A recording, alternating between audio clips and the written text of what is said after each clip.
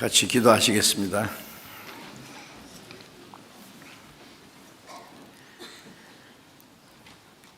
우리를 사랑하시는 자비로우신 우리 아버지 하나님, 하나님을 멀리 떠나 죄 가운데 행하던 저희를 사랑하시고 불쌍히 있어서 우리가 하나님을 알지 못할 때에 주 예수님이 우리를 대신해서 죽으시고 흘리신 그 보배로운 피로 우리의 죄를 영원히 씻어주시고 다시는 심판과 저주를 받지 않게 하시고 아무 공로 없이 구원해 주셔서 우리를 하나님의 자녀로 삼아주시고 영원한 하나님의 나라에 들어갈 수 있는 영광스러운 소망을 주신 그 모든 은혜를 인하여 감사를 드립니다.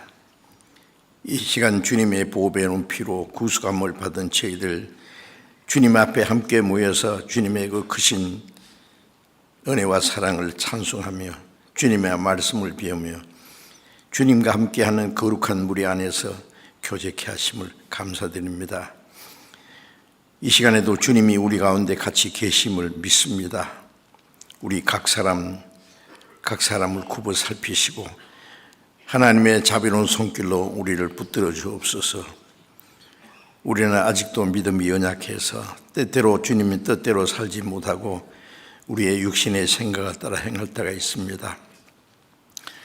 주님 말씀과 성령과 능력으로 우리를 붙들어 주셔서 우리가 하나님의 자녀로 부끄러움 없이 살아갈 수 있도록 멀지 않아 다시 오시는 주님 영광 앞에 칭찬과 존귀와 영광을 받게 합당한 사람으로 올바로 살아갈 수 있도록 우리를 다스려 주시고 인도해 주옵소서. 전국에 있는 우리 교회, 세계 많은 교회, 어려운 가운데에도 믿음을 지키며 복음을 전하는 모든 형제 자매들 하나님의 말씀과 은혜와 성령의 능력으로 함께 하셔서 더욱 주님을 의지하고 담대히 주님의 복음을 전하고 이루어진 영혼들을 주님 앞에 인도해서 구원받게 하는 하나님의 큰 역사를 능히 이루게 해 주시옵소서. 우리 중에 한 사람도 하나님의 은혜 가운데서 실족하지 않도록 다 붙들어 주옵소서. 때를 따라 우리에게 행할 말씀을 주시고 또 우리에게 마땅히 어떻게 행할 것을 가르쳐 주시는 주님, 이 시간에도 우리가 마땅히 행할 일을 가르쳐 주시고 주님의 말씀으로 지혜로 우리에게 더욱 충만히 채워 주옵소서. 우리 주 예수 그리스도의 이름으로 기도드렸습니다. 아멘.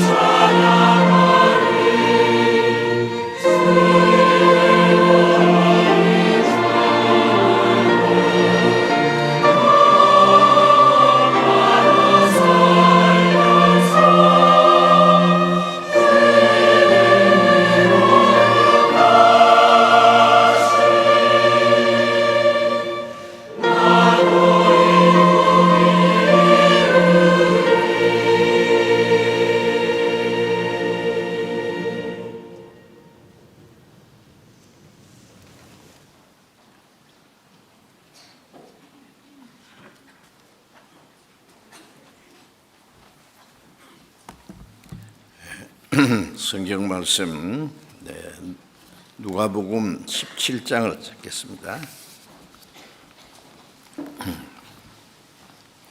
누가복음 17장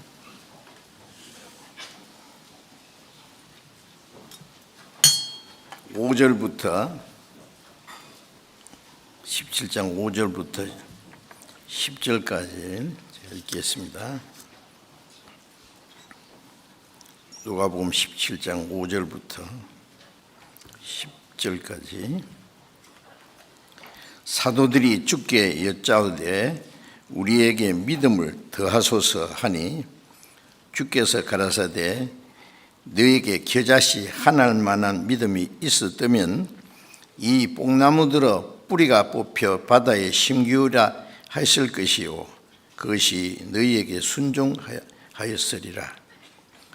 너희 중에 네가 밭을 갈거나 양을 치거나 하는 종이 있어 밭에서 돌아오면 저더러 곧 와 앉아서 먹으라 할 자가 있느냐? 도리어 저더러 내 먹을 것을 예비하고 띠를 띠고 나의 먹고 마시는 동안에 수종 들고 너는 그 후에 먹고 마시라 하지 않겠느냐? 명한 대로 하였다고 종에게 살해하겠느냐? 이와 같이 너희도 명령받은 것을 다 행한 후에 이르기를 우리는 무익한 종이라 우리의 하여야 할 일을 한 것뿐이라 할지니라. 거기까지.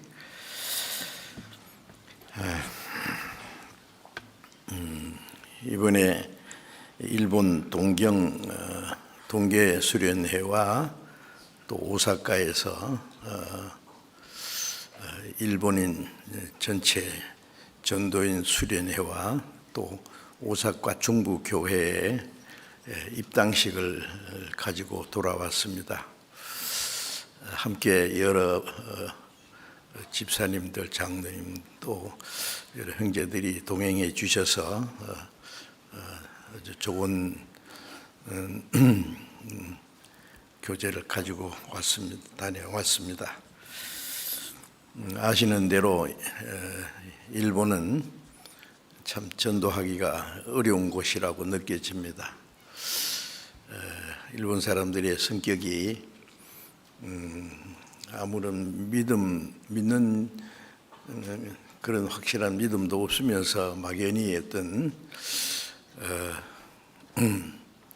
그 우상 숭배하는 그 비슷한 그런 것을 가지고 운명의 실을 믿는다고 할까요? 그러면서 하나님을 믿으라 그러면 이 기독교는 통일교가 아주 잘못하는 일들 때문에 기독교라는 통일교가 아니냐. 그래서 전도 집회할 때에 어떤 광고지를 보니까 우리는 통일교가 아닙니다. 그 변명하는 말도 해놨던데 하여튼 좀 전도하기가 어려운 것입니다. 그러나 우리가 아는 대로 이 복음이 예루살렘에서 시작돼서 로마로 유럽으로 미국으로 먼저 전해지고 우리나라의 동쪽 끝이잖아요. 일본은 섬으로 또 끝이고 예루살렘에서 땅 끝까지 복음이 전파된다고 했는데 한국에 복음이 늦게 들어왔습니다. 육지로서는 끝이고 그래서 제가 일본에 전도할 때는 일본이 이제 전 세계의 마지막 끝입니다. 한국에 복음이 전해지고 또 한국에서 전 세계 마지막 선교를 하고 있고 이제 그래서 저는 일본에 신경을 좀 많이 씁니다. 가까운 나라이면서 전도가 잘 안 돼 있어서 우리 책임이라고 느끼고 그래서 일본의 우리 선교사님들과 또 현지 전도인들께서 열심히 전도하고 계십니다. 어렵지만은 그래서 이제 일본에도 구원받은 사람들이 한국처럼 활발하게는 일어나지 않아도 구원받은 사람이 계속 늘어나고 있습니다. 그래서 이번에 이제 동경은 동경교회 바로 신주교 교회가 옆에 있고 그 외에 여러 교회들이 있고, 오사카에서는 오사카 교회가 있고 오사카 중부교회에서 이번에 새로 교회당을 준비해서 입당식을 가졌습니다. 그 오사카에도 동경처럼 아주 큰 도시입니다. 그 도심지에 오사카 중부교회가 그동안 있었는데 집회 장소 때문에 여러 가지 어려움이 있었는데 이번에 좋은 장소를 마련해서 깨끗하게 리모델링도 하고 그렇게 해서 이번에 입당식을 가지고 일본 전체 많은 사람들이 모여서 함께 입당식을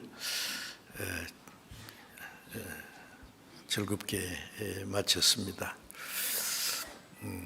그리고 일본에 전도하는 우리 선교사님들과 현지 전도인들이 아주 각오를 하고 열심히 전도하고 있으니까 일본의 전도가 활발하게 1억 2,500만 명 정도의 인구가 일본에 삽니다. 우리나라 인구의 2배 반 정도 되는 큰 나라입니다. 그게 복음이 활발히 전해지면은 아마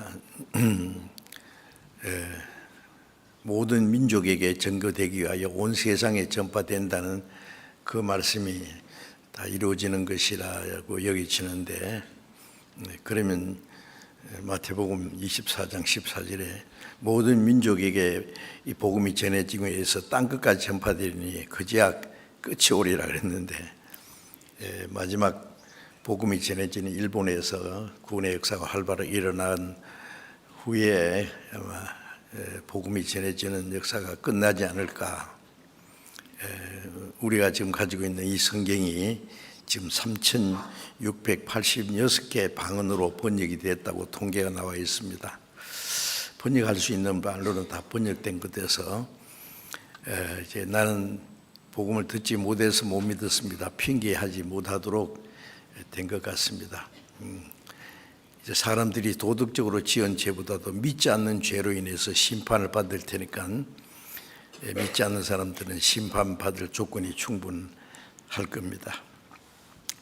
그래서 마지막 한국과 일본의 이제 동쪽 끝이고 세상 끝이라고 여겨지는데, 일본 전도는 우리에게도 큰 책임이라고 여겨져서 일본 전도를 위해서도 기도를 많이 해주시고, 이번에도 입당식에 한국에서 한국 교회에서요 많이 오셨더라고요. 축하해 주신다고. 그래서 관심을 가지시고 기도를 해주시고 일본 전도를 위해서 관심을 많이 가져주시면 좋겠습니다. 오늘 제가 이제 갑자기 어제 밤에 늦게 해서 일본에서 돌아왔습니다. 비행기가 늦게 있기 때문에. 그래서 오늘 갑자기 어떤 말씀을 드릴까 생각하다가 이제 누가복음 17장에 있는 말씀을 같이 한번 말씀을 배웠으면 해서 읽었습니다. 17장 5절 말씀에 사도들이 주께 여짜오되 우리에게 믿음을 더하소서, 믿음을 더하소서라고 예수님 믿음을 더 좀 주십시오. 그런데 이 제자들도 믿음에 대해서 뭔가 오해를 하고 있는 것 같아요. 지금 많은 사람들이 믿는 문제에 대해서 아주 크게 오해하는 문제가 있습니다. 예수 믿습니까? 그러면 나갑니다. 그래요. 아니 믿습니까? 그러면 나간다니까요. 어디 나갑니까? 교회 나갑니다. 교회 나가느냐 안 나가느냐가 물은 것이 아니라 예수님을 믿습니까? 물었습니다. 그러면요 나가니까 믿는 거 아니에요? 이제 교회 나가면 믿는 것이고 열심히 하면 잘 믿는 것이라고 생각해요. 어떤 사람은 교회 다니다가 안 다닙니다. 그건 믿다가 안 믿는 겁니까? 처음부터 안 믿는 겁니다. 확실한 믿음이 있으면은 다니다가 안 다니다가 그렇게 할 수가 없어요. 근데 사람들이 믿음이 뭔지 잘 몰라요. 그리고 교회 열심히 다니는 사람도 열심히 다니고 모든 것을 이제 봉사도 하고 잘 헌금도 잘하고 그런 걸 잘하면은 믿음이 좋다고 여겨집니다. 그런 믿음으로 하지 않는 경우가 많습니다. 아니 평생 교회 다녀도 아직 믿음은 하나님 보실 때는 아주 털끝망도 없이 믿음이 없는 사람이 많이 있다고 생각되는데요. 그래서 오늘 이 믿음이 뭔지 우리도 같이 좀 배우고자 합니다. 제자들이 우리에게 믿음을 다하소서. 우리에게 믿음을, 우리 믿음 조금밖에 없는데 믿음을 좀 더 주세요. 어떤 사람이 이제 이번에 좀 여행하는데 용돈이 좀 있긴 있는데 모자라니까 좀 더 주세요. 뭐 부모님이나 누구한테 그 좀 더 달라고 할 수 있지 않습니까? 좀 부족해서 그것처럼 믿음도 더 달라고 믿음을 더해 주시오. 어떤 사람은 황소 같은 믿음을 주세요. 뭐 태산 같은 믿음을 주세요. 그런데 그 믿음이 뭔지 몰라서 그러는 겁니다. 이제 믿음을 다하소서라고 이 제자들이 예수님께 이게 그렇게 기도를 했을 때에 예수님 말씀이 주께서 가라사대 너에게 겨자씨 하나만한 믿음이 있었다면은 아마 그 예수님이 그 갈릴리 호숫가에서 거니고 계신 것 같은데 그 옆에 뽕나무가 많이 있었는 것 같아요. 그래서 겨자씨 아세요? 우리나라는 겨자나무가 없는 것 같은데 이스라엘에 겨자나무가 있는데 크기는 우리나라 그 대추나무 정도 되는 것 같아요. 그렇게 큰 나무는 아닙니다. 그런데 겨자씨가요 얼마나 작은지 겨자씨도 아주 작은 것은 훅 불면 날아가는 정도로 아주 작습니다. 그리고 또 겨자씨 중에도 조금 큰 것은 좁쌀보다 좀 작을까요? 그렇게 작아요 겨자씨가. 그런데 그 믿음을 너에게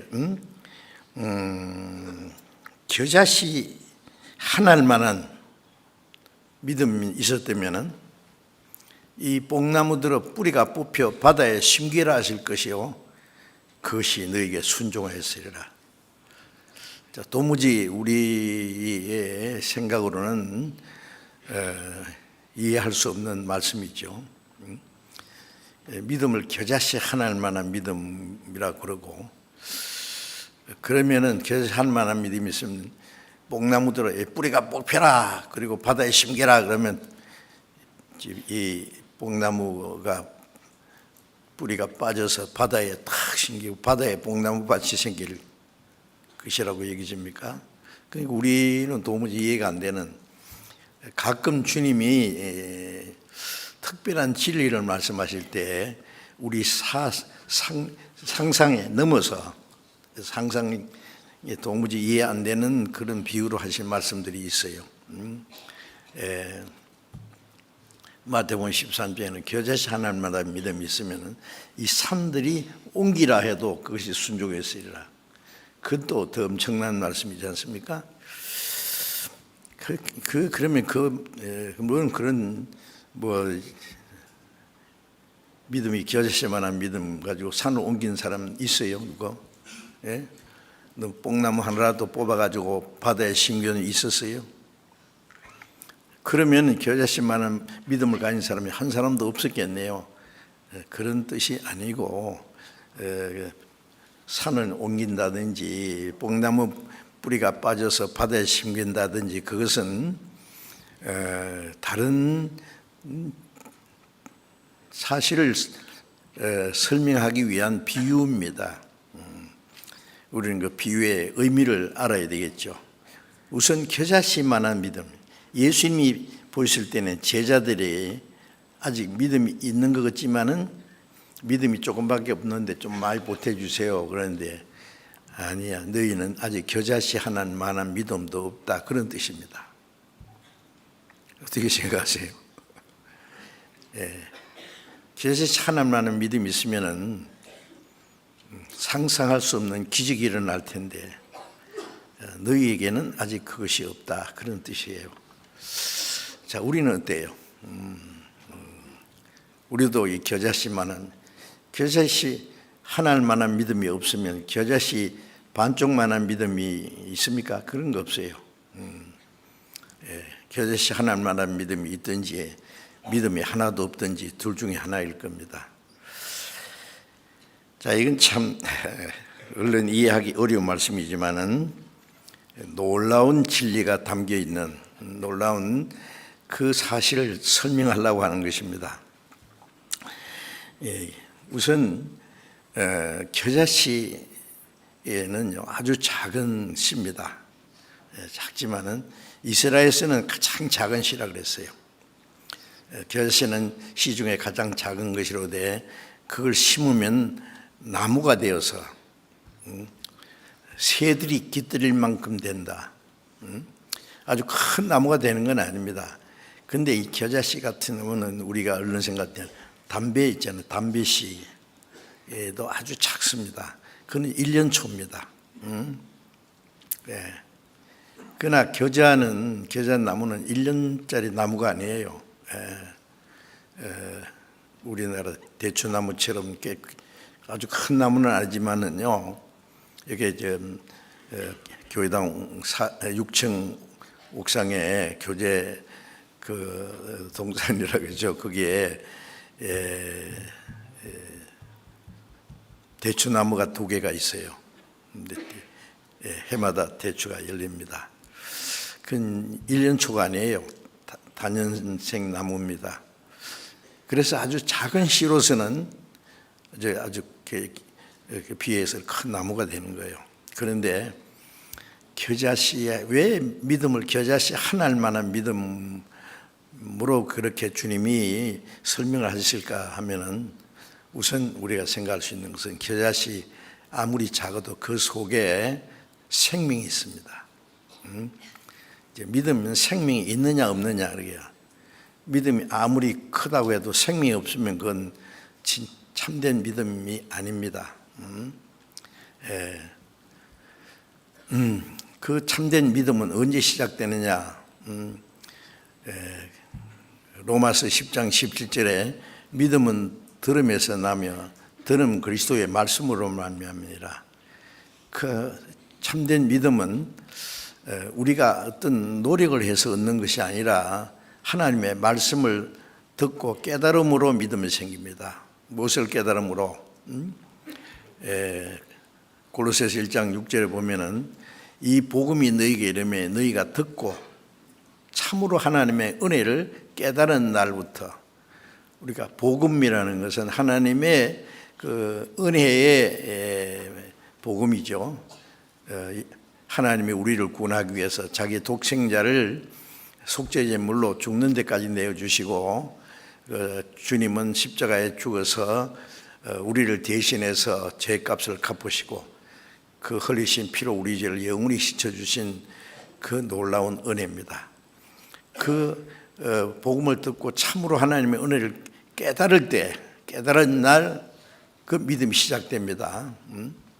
그 깨달으면은 그 죄사함 받는 동시에 주님이 우리를 구원하셨다는 확신이 생기는 거예요. 그래서 믿음은 하나님의 그 말씀, 은혜의 복음을 듣고 하나님의 은혜를 참으로 깨달을 때, 물론 그것도 성령의 역사로 되는 겁니다.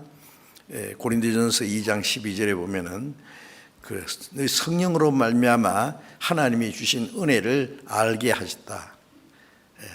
하나님의 성령이 오실 때 하나님의 은혜를 깨달아서 믿게 하십니다.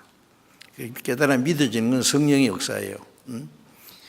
간절히 우리가 하나님의 은혜를 구할 때, 구원받기를 원하고 말씀을 이제 배울 때에 하나님의 은혜를 깨닫게 됩니다.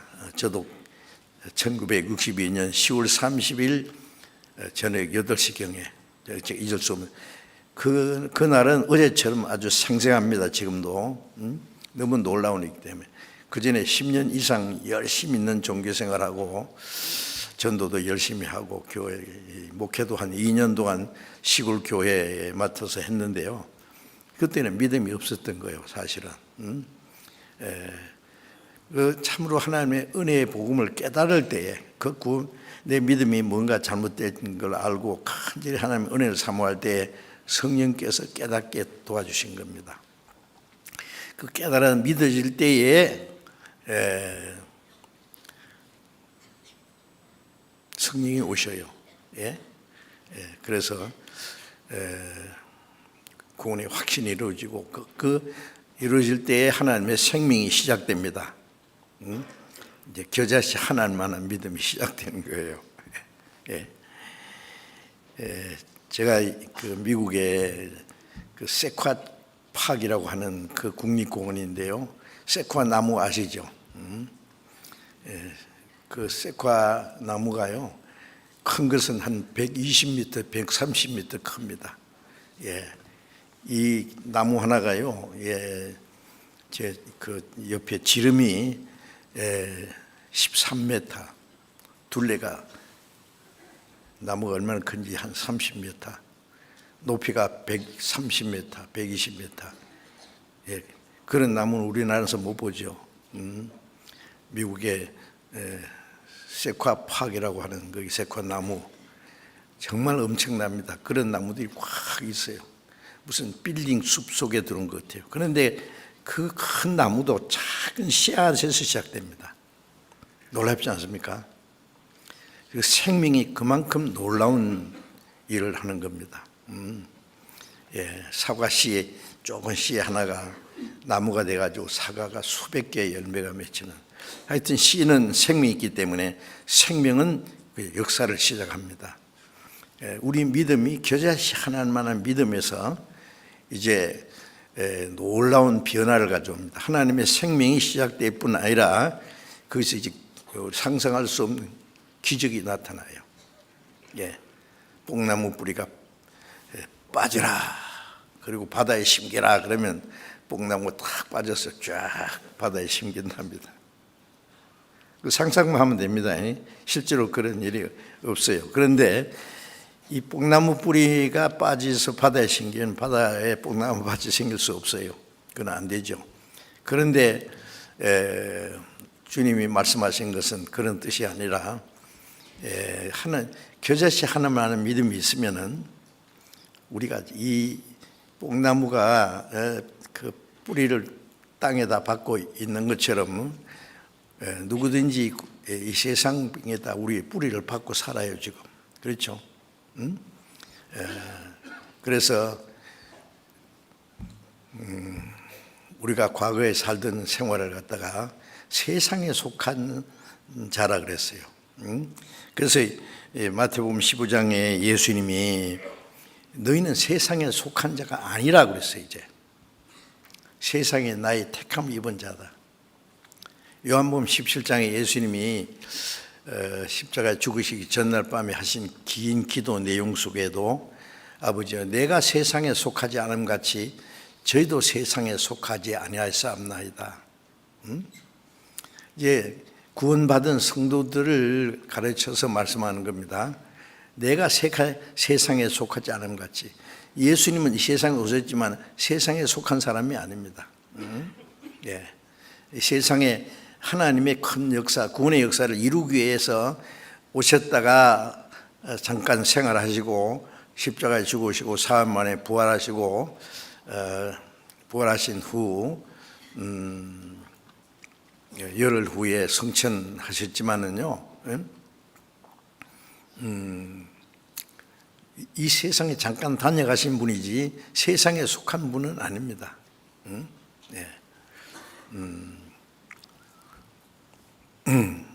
예수님이 부활하신 후에 40일 동안 계시다가 성천하셨습니다. 그런데 내가 세상에 속하지 않음 같이 저희도 세상에 속하지 않았사옵나이다.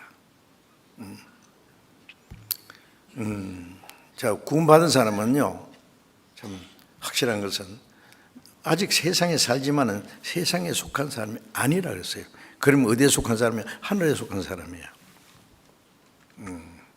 빌립보서 3장 20절에 우리의 시민권은 하늘에 있는지라. 거기로서 구원한 자 예수 그리스도를 기다리노니. 구원 딱 받으면은 하늘나라 시민이 됩니다. 물론 이제 이중 국적이에요. 우리 육신은 아직 이 세상에 한국 사람은 한국 국적을 가졌고 일본 사람은 일본 국적을 가졌고, 그 각각 있는데 우리는 구원받으면은 신분이 하늘나라 시민이요. 이 땅에서는 외국인이 됩니다. 이제 우리는 땅에 살지만은 이 땅에 속한 자가 아니에요. 본국은 저쪽으로 옮겼어요. 벌써 이민 수속이 끝났고 비자도 벌써 나왔어요. 아차하면 갑니다. 참 놀라운 말씀 아닙니까? 그러면 너희는 세상에 속한 사람이 아니다. 세상에서 주님의 택함을 입은 사람이다. 왜요? 천국 가기 위해서 하나님이 우리를 빼낸 사람이에요. 그래서 겨자씨 하나만한 믿음이 있으면은 뽕나무 뿌리가 빠지는 것처럼 이 세상에 속한 우리가 뿌리를 받고 세상에 뿌리 받고 사는데 그게 빠져 뿌린대요. 얼른 이해가 안 되죠? 그래서 그 빠지는 것도 문제지만 바다에 심기는 것이 더 문제잖아요. 바다에 심기요. 뽕나무는 바다에 심길 수 없습니다. 그러나 구원받은 사람은 세상에 속한 자가 결시할 만한 믿음이 있으면 그때부터 착 세상에서 빠져가지고 하나님의 은혜 속에, 하나님의 계획 속에, 하나님이 역사하시는 그 능력에 우리 생애가 탁 던져집니다. 상상할 수 있습니까? 도무지 상상할 수 없는 기적이 일어나야 돼요. 믿음이 무슨 믿고 싶으면 믿고 말고 싶으면 말고 교회 댕기면 게 믿음이고 안 댕기면 안 믿는 거, 그거는 믿음이 아니에요. 그리고 야고보서 2장에 보면은 너는 믿음이 있다 하고 행함이 없는데 나는 믿음도 있고 행함도 있어요. 행함이 없는 믿음을 보이라. 어떻게 보일래? 영혼이 없는 몸이 죽은 것 같이 행함이 없는 믿음은 그 자체가 죽은 것이라. 아니, 믿음이 있으면 행함을 보이라 그랬어요. 무슨 행함을 보이라는 말이에요? 믿음이 있으면 놀라운 변화가 생깁니다. 세상에 속한 사람이 아니라는 걸 알고, 그러면 우리는 주님께 속한 사람이에요. 하늘에 속한 사람이에요.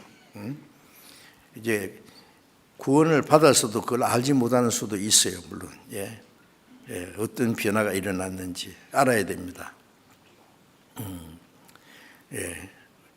구원 딱 받자마자 우리는 천국에 가기 위해서 모든 그 국적이 저쪽으로 옮겨졌어요. 아십니까? 이제는 우리는 우리의 시민권은 이제 하늘에 있습니다. 그래서 구원받을 때 하나님의 생명이 이제 우리 안에 심겨지고 이제 참된 믿음이 이루어지는 겁니다. 참된 믿음이 이루어지는 결과가 놀라운 그 변화입니다. 고린도후서 13장 5절에 보면은 너희가 믿음이 있는가 자신을 시험해보고 자기 믿음을 확증하라, 그런 말씀이 있어요. 우리가 가끔 그 건강 검진을 하지 않습니까? 혹시라도 나 모르는 사이에 어떤 병이 내 몸에 와 있는지, 죽을 병이 암이라도 걸려 있는지, 그 병으로 갑자기 돌아가시는 분이 많지 않습니까? 그래서 그걸 미리 알기 위해서 그 건강 검진 하지 않습니까? 그래서 이제 딱 종합 검사를 하면은 병이 있다든지 있으면은 이제 그 치료하게 되고, 없다든지 확증이 내리죠. 우리가 믿음이 있는가 없는가, 교회 다닌다고 믿음이 있는 거 아니다 그 말입니다. 응? 예. 그래서 고린도 마태복음 7장 21절에 주여 주여 하는 자마다 천국에 다 들어갈 것이 아니다. 입으로 주여 주여 그러지만 마음에 아직도 주가 이루어지지 않았는 사람이 있어요. 입으로 주여 그러지만 마음에 주가 따로 있어요. 응? 예. 돈을 사랑하는 사람은 돈이 주입니다. 응? 돈이여 당신은 나의 주시오 나의 하나님이십니다. 돈이 자기를 지켜준다고 생각하고, 돈이 자기의 장래를 책임져 준다고 생각하고, 돈이 자기를 행복하게 해준다고 생각하고, 그래서 재물은 그 재물 가진 자가 산성같이 여긴다 그랬어요.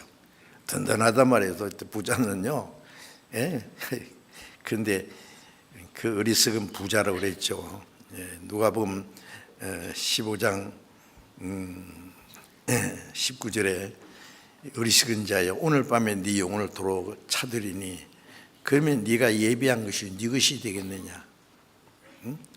자기를 위해서 재물 쌓아두고 하나님께 대해서는 아무런 준비 부유치 못한 자 위와 같이 어리석다. 어리석은 부자가 많죠. 응?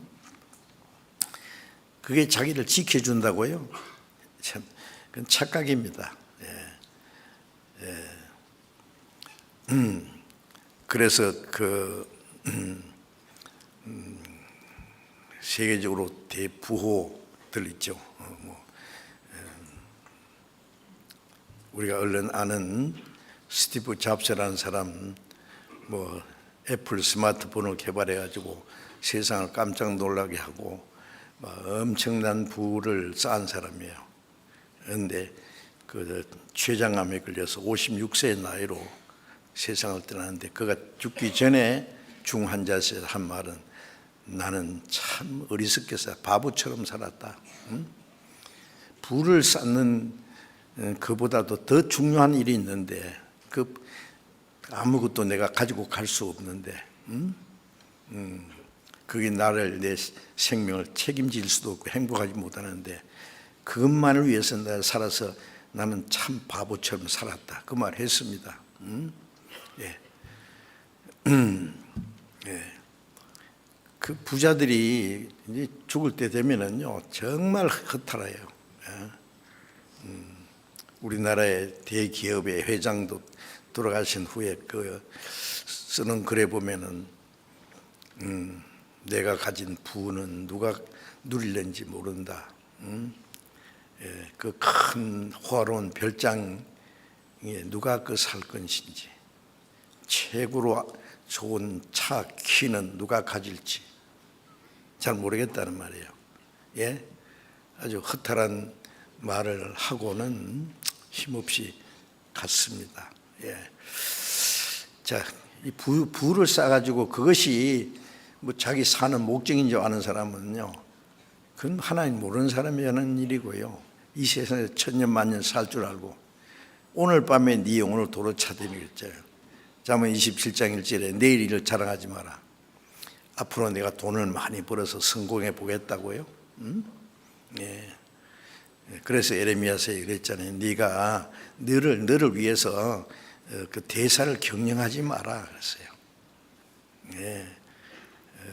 대사를 자기를 위해서 대사를 경영하는 사람은 어리석은 사람입니다. 예. 그걸 경영하지 마라 그랬어요. 우리는 언제든지 주님 앞에 가야 될 사람이에요. 주님 부르시면. 예. 그런데 이 땅에 예수님이 오셔서 구원의 역사를 이루고 가셨는데 그 은혜를 깨닫고 구원을 받아서 천국에 갈 소망을 확실히 가지면은 그 사람은 이제 세상에 온 성공한 사람입니다. 주님이 언제 불러도 내가 주님 앞에 갈 수 있는 사람. 그 사람은 하나님이 사람을 창조하신 목적에 적합하게 된 사람이에요. 구원 받았으니까. 자, 그런데 하나님 구원 받을 때 하나님의 생명이 시작되는 게 확실합니다. 하나님의 생명이 시작돼요. 그래서 고린도 후서 13장 5절에 믿음에 있는가 자신을 시험하고 확정하라.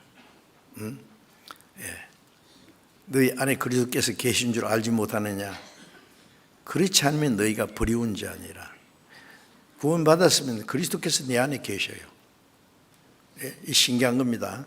확실히 거듭난 사람은 성령이 계신지 몰라도 계셔요. 계신 줄 알아야 돼요.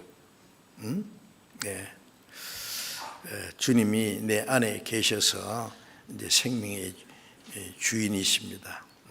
그래서 그 로마서 8장 9절에 무릇 그리스도의 영이 없는 사람은 그리스도의 사람이 아니라, 이렇게 구원을 받으면 그리스도의 영이 오셨고, 우리 그리스도 구원받은 사람은 크리스찬이라고 그러잖아요. 구원 안 받은 사람은 크리스찬이 아닙니다. 그냥 기독교인일 뿐입니다. 크리스찬은 그리스도가 안에 살아 계신 사람이에요. 예? 너희 안에 그리스도의 영이 계시지 않으면 그리스도의 사람이 아니라. 그리스도의 영이 이제 와 계셔요. 그래 베드로전서 1장 23절에 너희가 거듭난 것이 썩어질 씨로 된 것이 아니요 썩지 않을 씨로 된 것이니 살아있고 항상 있는 말씀으로 되느니라. 말씀이 하나님의 씨가 되어서 생명의 씨로 심어졌어요. 그래서 썩지 않는 씨로 된 것이니 살아있고 항상 있는 말씀으로 하나님의 은혜를 깨닫고 구원을 받고, 구원을 받은 사람 속에 성령이 계셔요. 그 구원을 받았다면서 성령이 계신 줄 모르는 사람이 있어요. 그거는 구원을 안 받았든지 구원 받았어도 뭘 잘 모르고 있든지 그런 거예요. 구원 받은 사람은 성령이 계십니다. 성령이 계시네, 할렐루야, 내게 계시네. 좁은 길을 걸으며 밤낮 기뻐하는 것, 성령이 내게 계십니다. 주님이 내 안에 계신다는 게 얼마나 놀랍습니까? 갈라디아 2장 20절에 내가 그리스도와 함께 십자가에 못 박혔나니. 자, 구원받은 사람, 이 바울 사도 간증이지만 우리 모든 그리스도인이 똑같은 간증입니다. 내가 그리스도와 함께 십자가에 못 박혔다. 그게 뭘 말해요? 예수님이 십자가 죽으실 때 한 사람이 모든 사람을 대신해 죽었은 즉 모든 사람이 죽은 거라고 있지 않습니까? 예수님이 죽으실 때 모든 사람, 죄인들이 그 안에서 다 죽었어요. 우리가 은혜를 깨달을 때, 나도 예수님이 죽으실 때 나도 죽었네. 주님이 나를 대신해 죽으신 동시에 내가 죽은 거예요, 그게. 그래서 내가 그리스도와 함께 십자가에 못 박혔다. 믿음으로 된 겁니다. 이제 내가 산 것이 아니라 내 안에 그리스도께서 사신 것이다. 구원받은 사람은 나라는 것은 벌써 죽어서 장사 지냈어요. 우리가 침입받을 때 물속에 들어갔어요. 그럼 뭘 말해요? 나는 주님과 함께 죽고 장사됐다. 뭐 아무리 세상의 욕망이 하늘 찌르듯 하고 젊은 기백이 있고 뭐 다 있어도 구원 딱 받으면 나는 주님과 함께 죽어서 장사됐다. 장사됐으면 끝이지 뭐요?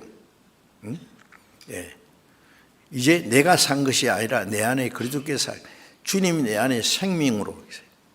주님이 내 안에 새로운 주인으로 계세요. 나는 죽고 주님이 내 안에 계셔. 맞습니까? 그걸 확실히 해야 돼요. 말로만 주님이 내 안에, 주 내 안에 늘 계시고 나 주의 안에 있어. 그래. 정말로 계십니까? 그럼 주님이, 그 주님이 계시면 주님이 주인이셔요, 주인. 너희가 나를 불러 주여 하면서 내 말은 왜 순종치 않느냐고 했어요. 주여, 그러는 것은 주님이 내 모든 생의 주인이십니다.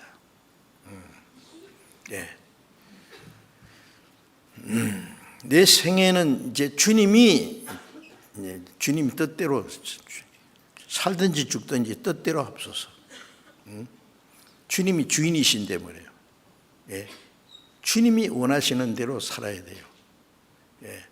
그래서 주님이 하나님의 선하시고 기뻐하시고 온전한 뜻이 무엇인지 분별하라. 하나님의 뜻이 무엇인지 성경에서 분별하고 하나님의 뜻대로 살아가야 되잖아요. 그래서 이제 구원받은 사람은 나는 주님과 함께 죽고 십자가에서 죽고 주님과 함께 나는 살았다. 내가 산 것이 아니라 내 안에 그리스도께서 사신다. 그게 교리가 아니라 실제로 주님이 내 안에 사셔야 돼요. 예? 그럼 주님 주인입니다. 주님이 내 생의 주인이세요. 예. 주님을 모시고 있는데 오늘은 어디를 가야 되는데 주님이 별로 안 좋아하시는 곳인데, 그래서 오늘은 주님 집에 좀 이제 편안히 쉬세요. 오늘은 내가 어디 갔다 올 따위였는데 거기는 주님이 별로 안 좋아하실 것이에요. 그러니까 주님이 가시면 안 되니까 주님 집에 계셔요. 잘 다녀오겠습니다. 그러면 오냐, 잘 갔다 오너라 그럴 거예요. 주님이 아니 나도 갈란다 하고 따라 나서는데 어떻게 하실 거예요? 주님 모시고 아무 데나 갈 거예요? 예? 주님이 싫어하든지 말든지 자기가 좋으면 되는 거예요? 그럴 수 없습니다. 예. 주님이 싫어하는 건 나도 싫어하고 주님이 기뻐하시는 건 나도 기뻐하고. 예? 그래서 고린도후서 5장 9절에 바울 사도는 거하든지 떠나든지 살든지 죽든지 오직 주님을 기쁘시게 하는 자 되기를 힘쓰노라. 살든지 죽든지 살아서 주님을 기쁘시게 하며 살고 죽는 것이 주님을 기쁘시게 하면 죽겠다. 그래서 살든지 죽든지 주를 기쁘시게 한 자 되기를 힘쓰노라. 왜요? 주님 앞에 설 때에 주님 뜻대로 살았는지 자기 뜻대로 살았는지 거기에 대한 심판을 받는다고 했잖아요. 우리가 다 그리스도의 심판대 앞에 드러나서 각각 선악간에 그 몸으로 행한 것을 따라 받으려면 구원받은 이후에 몸은 살아있잖아요. 그 몸을 가지고 하나님의 뜻대로 살았는지 자기 뜻대로 살았는지 성령을 따라 살았는지 육신을 따라 살았는지 거기에 대해서 선악이 판결이 납니다. 세상 도덕적인 선악한 건 달라요. 예? 예. 그게 몸으로 선악간에 하나님 뜻대로 살았는지 자기 뜻대로 살았는지 성령을 따라 살았는지 육신을 따라 살았는지, 여러분 엄격하게 주님 앞에 가면 심판을 받습니다. 다 구분돼가지고 어떻게 할 거예요? 그래도 마음대로 살 거예요? 우리를 구원하신 주님은 우리의 모든 생명과 마음을 다해서 뜻을 다해서 힘을 다해서 목숨을 다해서 주님이 먼저 우리를 사랑하셨기 때문에 우리도 마음을 다하고 뜻을 다하고 힘을 다하고 목숨을 다해서 주님을 사랑해야 됩니다. 그게 주님이 우리를 구원하신 은혜에 대답하는 거예요. 대응은 대답하는 거예요. 주님이 먼저 우리를 대접하셨잖아요. 신앙생활은 종교생활이 아닙니다. 어떤 사람 말처럼 장난이 아닙니다. 취미생활도 아닙니다. 주님이 우리를 구원하기 위해서 죽었어요. 하나님의 독생자가. 우리는 어떻게 해요? 예? 주님이 뭐라고 하십니까? 네가 죽도록 충성하라. 그리하면 생명의 멸종을 주리라. 예? 우리 고생시키려고 하는 게 아니라 더 큰 영광을 주시기 위해서요. 죽도록입니다. 안 죽을 정도가 아니라 주를 위해서 살다가 주를 위해서 멋지게 죽으면 최고 승리하는 거예요. 예. 주님은 우리를 구원하기 위해서 죽으셨어요. 또 살아나셨어요. 예. 바울 사도는 주님을 위해서 평생 고생하고 살다가 죽었어요. 베드로도 복음 전하다가 거꾸로 십자가에 못 박혀 죽었어요. 사도들 중에 편안하게 살다가 늙어 죽은 사람 하나도 없어요. 죽도록 충성했어요. 예. 우리는 어때요? 우리는 그냥 대강 살아도 되는 거예요? 뽕나무 뿌리가 정말 땅에서 빠졌을까? 뽕나무 뿌리가 빠져서 바다에 심겨라 그러면 팍 빠져서 저런 넓은 바다 말하는 게 아니라 바다처럼 넓은 하나님의 은혜와 그 계획과 능력 속에 내 생애를 딱 던져버리는 거예요. 응? 찬송가도 있죠. 많은 사람이 얕은 물가에서 저 넓은 바다 보고 찰싹거리는 파도 보고 마음이 졸아서 못 가네. 닷을 탁 잘라서 저 넓은 길로 바다로 가봐야 되는구나. 그는 찬송처럼 우리 생애는 이제 하나님의 계획 속에 내 생애를 던져버리는 거예요. 이제 알아서 하십니다. 하나님의 능력으로 내가 살든지 죽든지 주님을 기쁘시게, 주님의 뜻대로. 그것이 그리스도인의 생활입니다. 특별한 사람을 지칭하는 말이 아니에요. 모든 그리스도인들이. 그게 참된 믿음이고 참된 믿음의 결과를 말하는 거예요. 예? 어렵습니까? 쉬운 거예요. 네 뜻대로 살아봐. 그러면 얼마나 힘들어요. 예? 살든지 죽든지 주님 뜻대로 쉬운 거예요. 그거는. 일본에서 제가 들은 얘기인데 어떤 자매가 구원받고 나서 할 일이 참 많은데 제일 쉬운 것이 첫째 11조더래요. 11조가 제일 쉬워서 그것부터 시작했다는 거예요. 어떤 사람이 11조가 왜 그렇게 힘든지 몰라. 힘든 겁니까? 힘든다고 생각하면 한없이 힘들어요. 쉽다 그러면 쉬운 거예요. 하면 안 되니까. 그렇죠? 할 수 없는 걸 하라 그럽니까? 할 수 있는 걸 하라는 거예요. 할 수 있는 거 하는데 뭐 그렇게 어려워요? 응? 주님을 위해서 살든지 죽든지 뜻대로 합소서. 그러면 얼마나 쉬워요. 자, 어쨌든 그래서 요한복음 15장 19절에 너희는 세상에 속한 자가 아니다. 자, 소속을 분명히 해야 됩니다. 우리는 세상에 살지만은 세상에 속한 사람이 아니다. 언제든지 주님 앞에 갈 수 있는 사람이에요. 우리는 우리의 시민권은 하늘에 있습니다.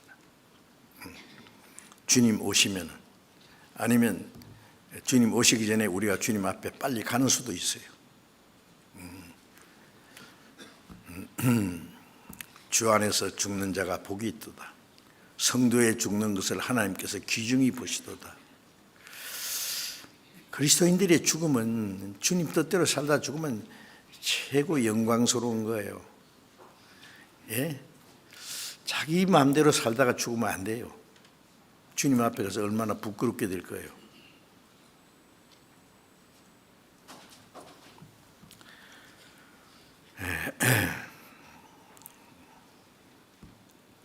이제 첫째, 주님이 내 안에 계신다는 걸 믿어야 되고, 주님이 내 안에 계신 주님이 내 삶의 주인이 되셔야 됩니다.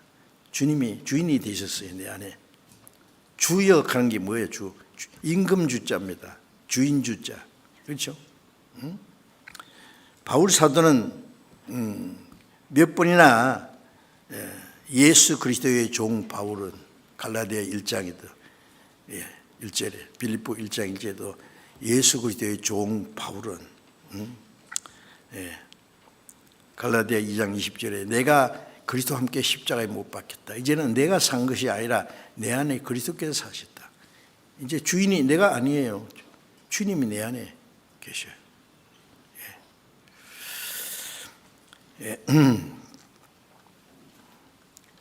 누가복음 14장 26절부터 27절에 보면은 물은 내게 오는 자가 자기의 부모와 처자와 자기의 아비나 어미나 자기 아내나 자식이나 형제나 자매를 미워하지 않으면 능히 내 제자가 되지 못하고, 주님은 아주 극단적인 말씀을 하셨어요. 미워하지 않으면 능히 내 제자가 되지 못하고, 자기 십자가를 지고 나를 좇지 않는 자도 내 제자로 합당치 않다. 누가복음 14장 33절에는 이와 같이 자기의 모든 소유를 버리지 않으면은 너희 내 제자가 되지 못하리라. 어떻게 이해할 수 있어요? 부모, 처자식, 그 형제, 자매, 자기 목숨까지 미워하지 않으면, 미워한다는 말을 극단적인 겁니다. 그러면 아니 부모를 미워하란 말이에요, 처자식을 미워하란 말이에요, 뭐예요? 그거는 모든 것보다 주님을 더 사랑하라는 말씀을 이제 강조하시는 말씀이죠. 주님을 더 사랑하기 위해서는 부모도 부인할 수 있어요. 버릴 수도 있어요, 어떨 때는. 그렇죠? 나보다 더 부모를 사랑하는 자는 합당치 않다고 마태복음 10장에도 그러시죠. 모든 것보다도 주님을 최고 위에다가 갖다 놓으셔야 돼요.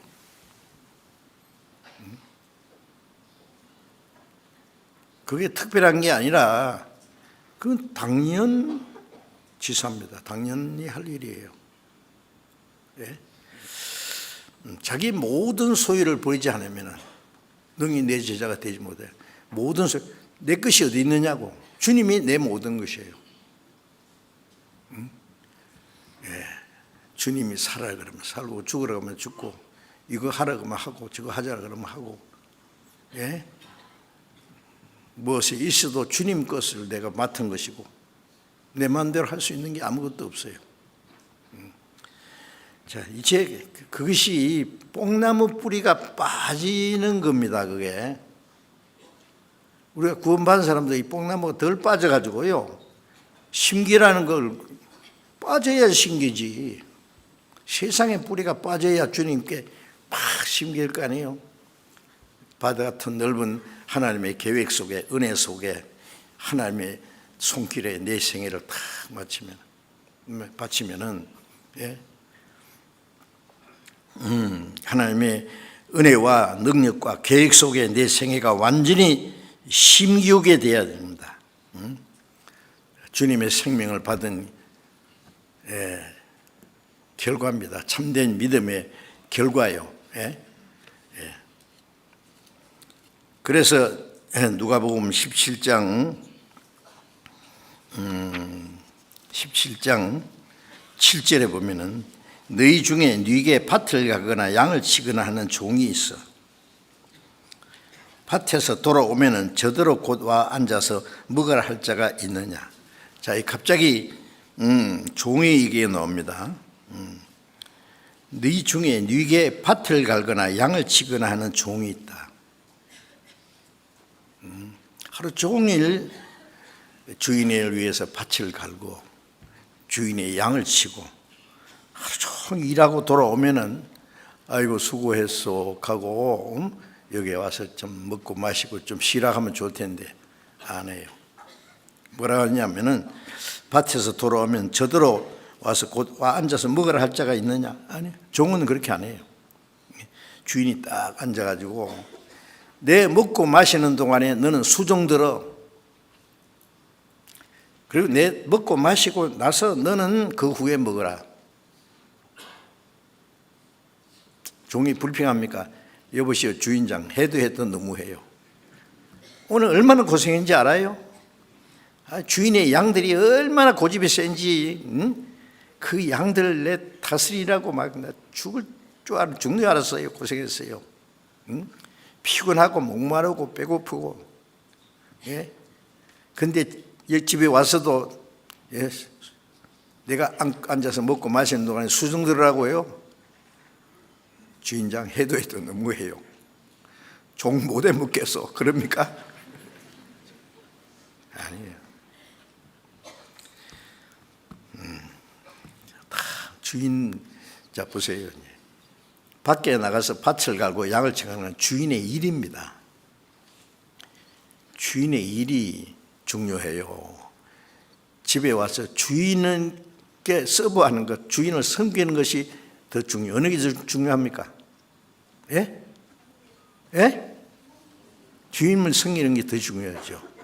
주인의 일을 하는 것도 중요해요. 예? 발터를 갈거나 양을 치거나, 예.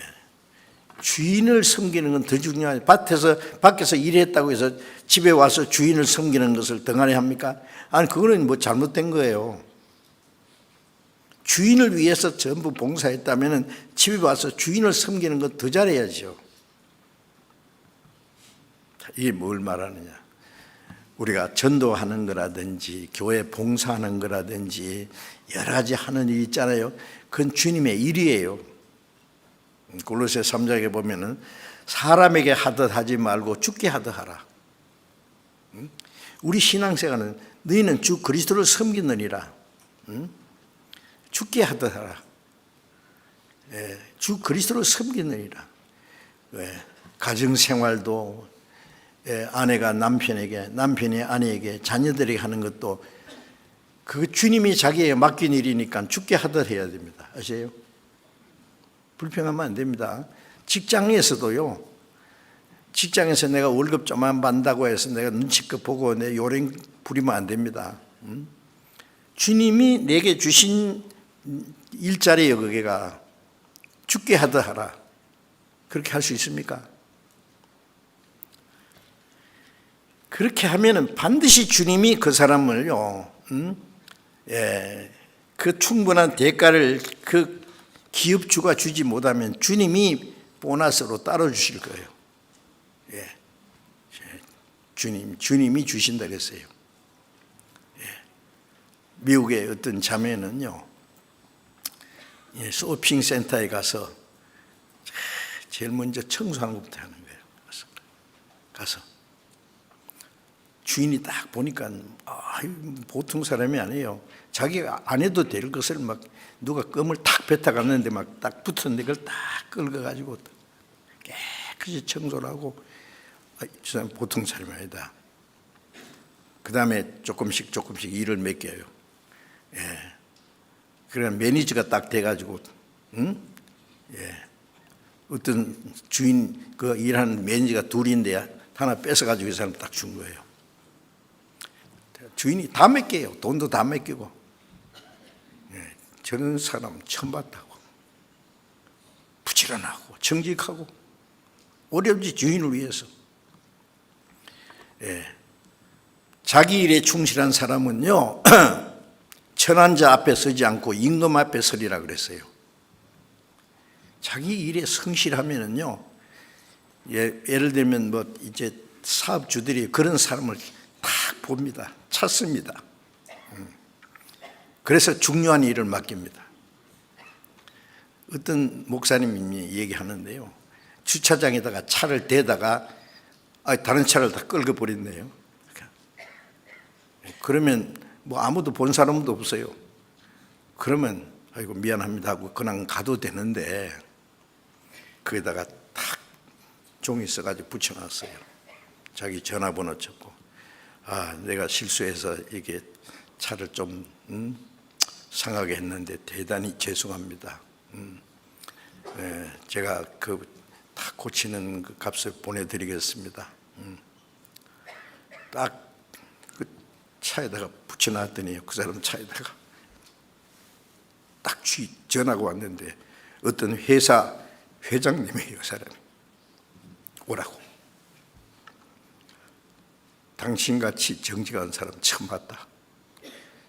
회사 자리를 하나 딱 준 거예요. 실제입니다. 목사 되기 전에 그랬어요. 그래가지고 회사에서 대우를 참 받는 그런 사람이 되었고, 나중에 하나님께 잘 보여가지고 목사가 또 됐어요. 잘 보여야 됩니다. 정직하게 살아야 됩니다. 그래서 모든 일을 사람에게 하다 하지 말고 주께 하다 하라. 이는 유배의 상을 주께 받을 줄 압니다. 너희는 주 그리스도를 섬기느니라. 교회 안에서 봉사하는 것도 주님 섬기는 일이고, 가정에서 하는 일도, 직장에서 하는 일도 그 전부 주님이 자기에게 주신 자리예요. 그 자리에서 그렇게 하는 사람 보면은요, 야, 저 사람 대단하다. 왜 그럴까? 크리스찬이란다. 그래, 크리스찬은 다르네. 전도를 말로만 해서 전도되는 게 아니에요. 예. 그 생활을 보이면은 나중에 기회가 있으면 전도하면 그 사람 말 받아들입니다. 자, 어쨌든 예, 우리가 이제 밭을 가거나 양을 치거나 하는 종이 있다. 이 종에 대한 얘기를요. 종은 자기가 다 빠져나간 사람이에요. 종이 무슨 자기 주관이 있어요? 자기 계획이 있어요? 예? 예? 자기 무슨 고집이 있어요?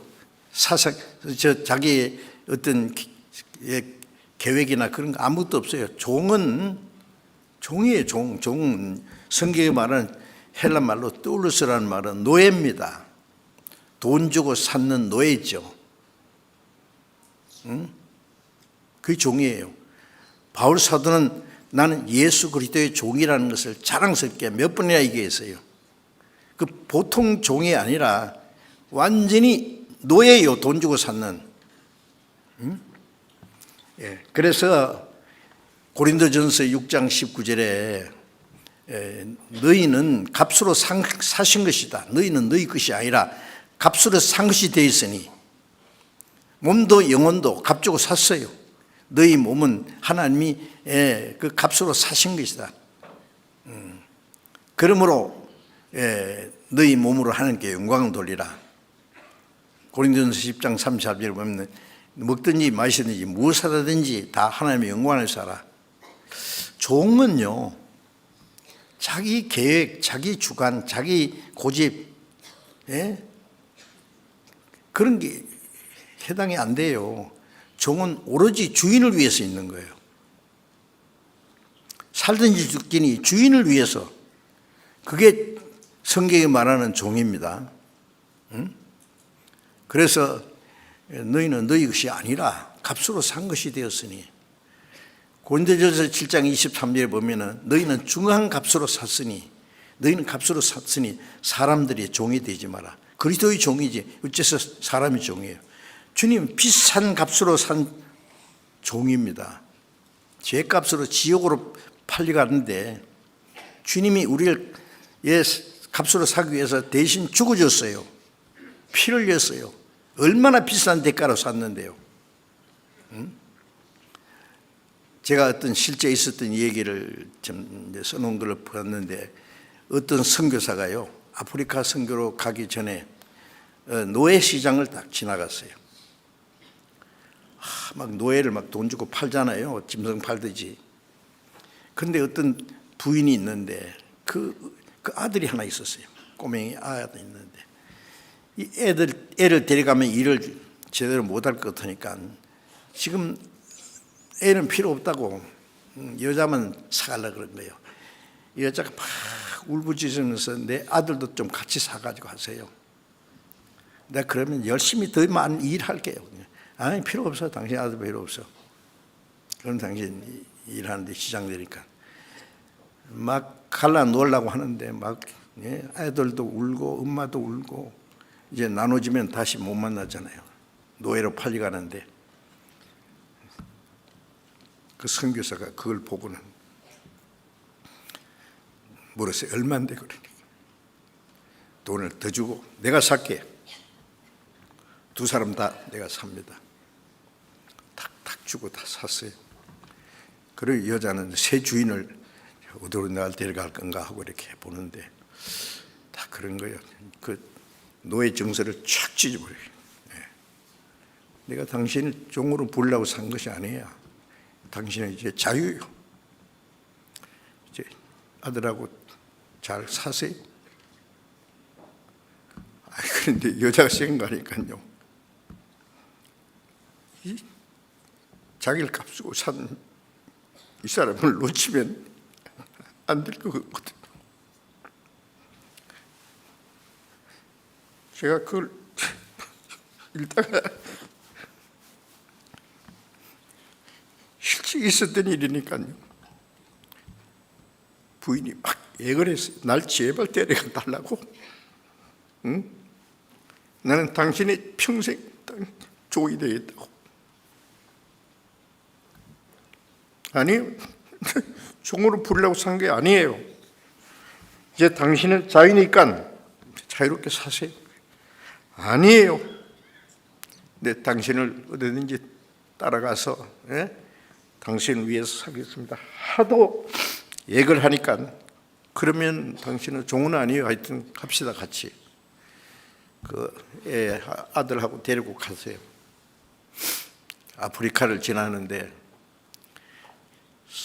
나무에 있던 뱀이 탁 떨어지면서 이 선교사를 물었대요. 그런 기절해요. 쓰러져 있는데 한참 후에 정신을 차려 보니까 옆에 여자가 죽어 있어요. 막 여자가요, 그 독사한테 물린 그 자리를 계속 독을 빨아냈대요. 자기 입으로. 그 독이 여자에게 가서 여자가 죽고 이 선교사는 정신이 돌아나서 그래서 그 아들을 자기 아들로 삼았다. 그런 스토리입니다. 실제로 있었던 일이에요. 그래서 주님이 우리를 죄에서 돈 주고 값 주고 비싼 값으로 샀잖아요. 우리가 자유로 줬죠. 근데 우리는 어떻게 해요? 우리를 위해서 자기 목숨을 버리신 주님을 위해서 우리를 사셨기 때문에 우리는 자유종입니다. 아세요? 억지로 종 삼은 게 아니라 스스로. 그래 바울 사도는 나는 예수 그리스도의 종 바울 자랑스럽게 말로만 그런 게 아니라 평생 주님의 종으로 살았습니다. 주님을 위해서 살다가 주를 위해서 죽기까지 했지 않습니까? 우리는 주님의 종이라는 거 잊지 마셔야 돼요. 종은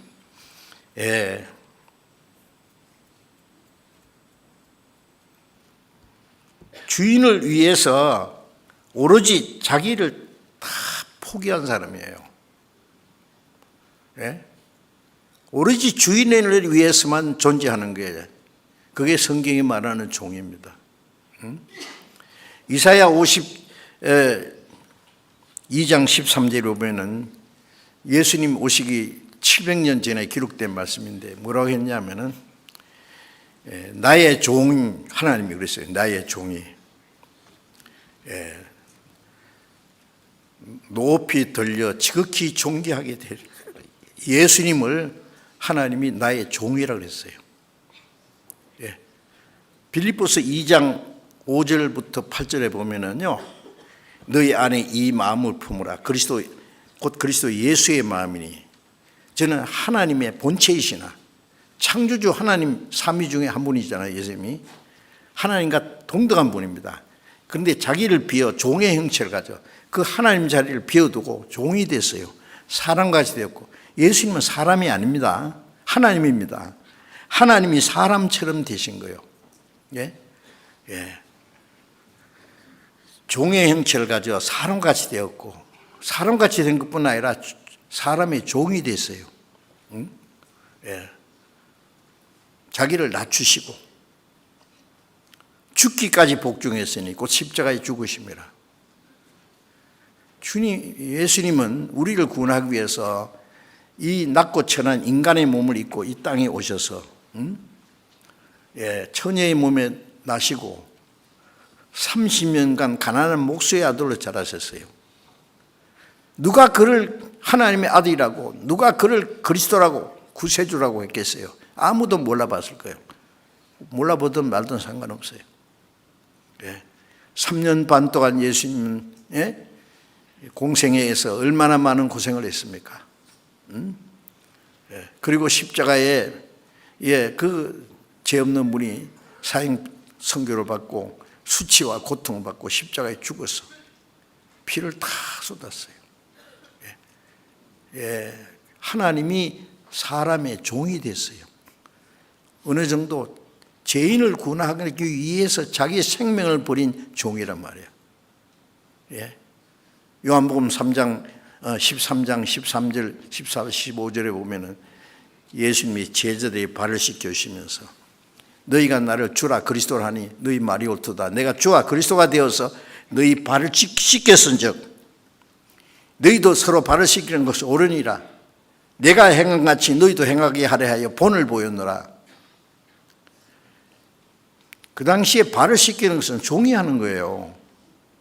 팔레스타인에 뭐 포장이 되어 있습니까? 먼지가 펄펄 나는 거기에 우리 같은 신이 아니라 샌달이지. 발가락 꼽아가지고 신고 다니는 샌달이에요. 하루 종일 다니면 먼지 투성이, 땀 투성이, 냄새나고 집에 딱 들어오면 제일 먼저 종이 문전에 딱 앉아가지고 대야에다 물을 떠가지고 탁 무릎 꿇고 주인의 발을 씻깁니다. 종이 하는 일이에요. 예수님이 스스로 종이 돼서 제 아들의 발을 다 씻겼어요. 내가 행한같이 너희도 행하게 하려 하여 본을 보였느라.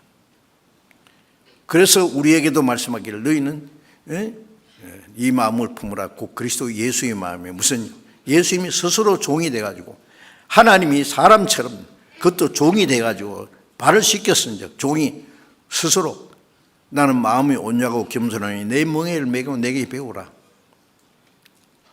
죽기까지 복종했으니 누가복음 22장에 보면은 앉아서 먹는 자가 크냐 서서 섬기는 자가 크냐.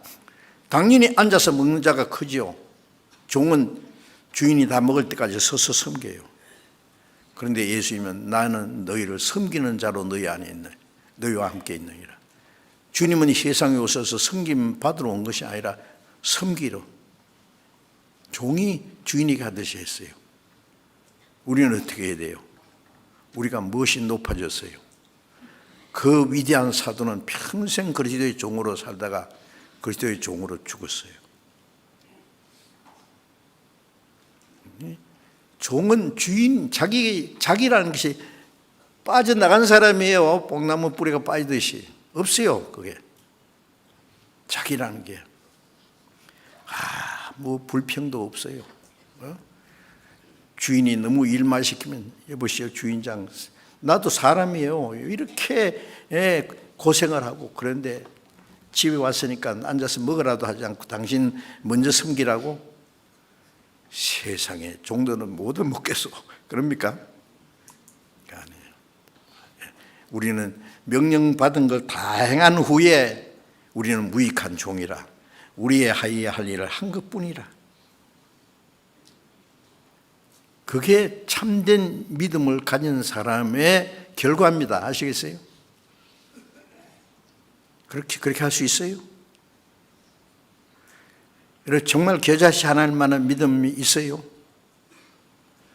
그러면 뽕나무 뿌리가 빠져 세상에 속한 우리 뿌리가 빠지고 내가 그리스도와 함께 십자가 못 박혔는데 이제 내가 산 것이 아니라 내 안에 그리스도께서 사신 것이라. 내 안에 계신 그리스도께서 내 생의 주인이세요. 살아도 주를 위해 죽어도 주를 위해 사나 죽으나 난 주의 것. 노래만 잘하면 무슨 소용이 있어요? 그렇게 살아야지. 로마서 14장 12절 13절 14절에 우리 중에 누구든지 자기를 위해서 사는 자가 없고 구원받은 사람 하는 말입니다. 우리 중에 누구든지 자기를 위해 사는 자가 없고 자기를 위해 죽는 자도 없도다. 로마서 14장 펴보세요. 한번 찾아봅시다. 로마서 14장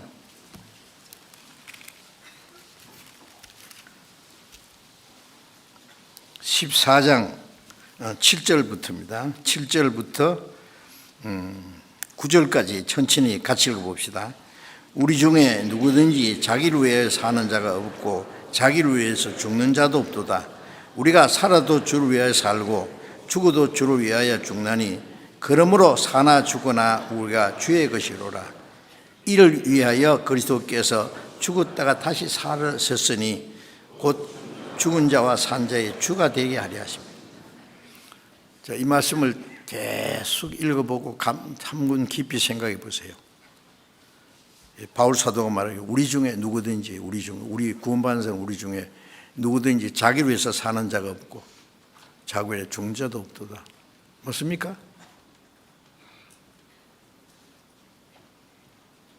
그러면 같이 예 맞습니다 그렇게 해야 돼요. 마음에 아닌데 나는 아닌데 우리 중에 누구든지 그리스도인이라면은 자기를 위해서 사는 자가 없고 자기를 위해 죽는 자도 없다. 우리는 자기를 위해서 살 자유도 없고 자기를 위해서 죽을 권리도 없어요.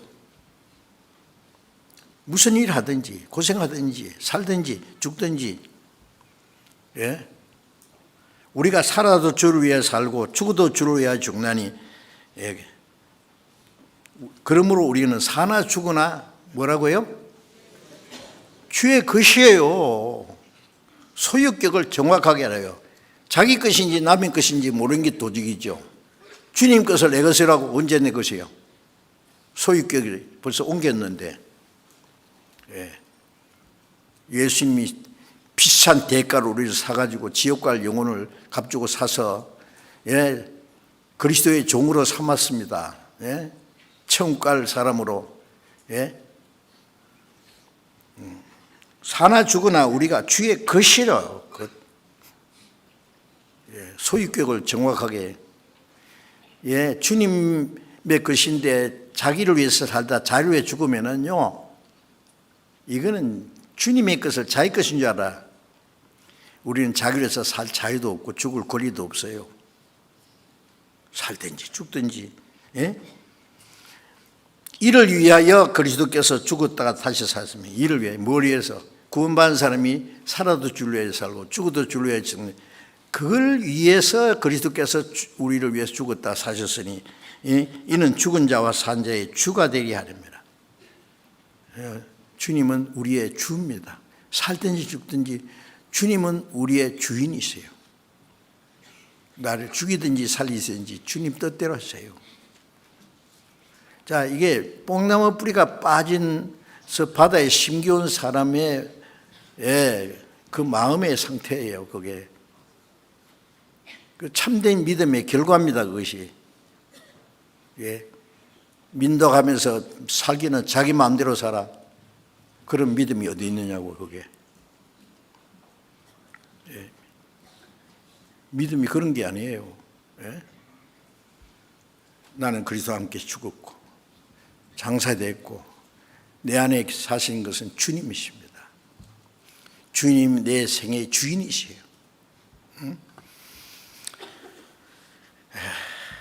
그래서 이 종은요 어떤 경우에도 주인에게 불평하거나 원망할 수 없어요. 오직 순종만 있을 뿐이에요. 주인이 우리를 주님이 괴롭히기 위해서 우리 싫어하는 거 꼭 시킵니까? 아니에요. 우리의 유익을 위해서요. 응? 예, 우리는 무익한 종이라 우리가 마땅히 할 일이야 할 일을 한 것뿐이라 다 일해놓고 종이 나 대단하잖아요. 종도 이런 종 봤어요. 아니요, 우리는 무익한 종이에요. 종이에요. 종이니까 당연히 할 일을 했단 말이에요. 예? 예, 그래서 바울 사도는 내가 복음을 전할지라도 자랑할 것이 없으면 부득불할 일입니다. 그 부득불할 일이면 억지로 하는 말이 아니라 하지 않으면 안 되는 일이에요. 응? 예. 내가 복음을 전하지 않으면 내게 화가 있을 것이라. 응? 예, 빌립보서 2장 16절에는 생명의 빛 말씀을 밝혀 나의 다름질로 헛되지 않고 수고도 헛지 아니하므로 그리스도의 날에 나로 자랑할 것이 있게 하려 합니다. 우리가 주님 뜻대로 살면 그리스도 예수의 날에 우리 주님 앞에 자랑할 것이 있어요. 응?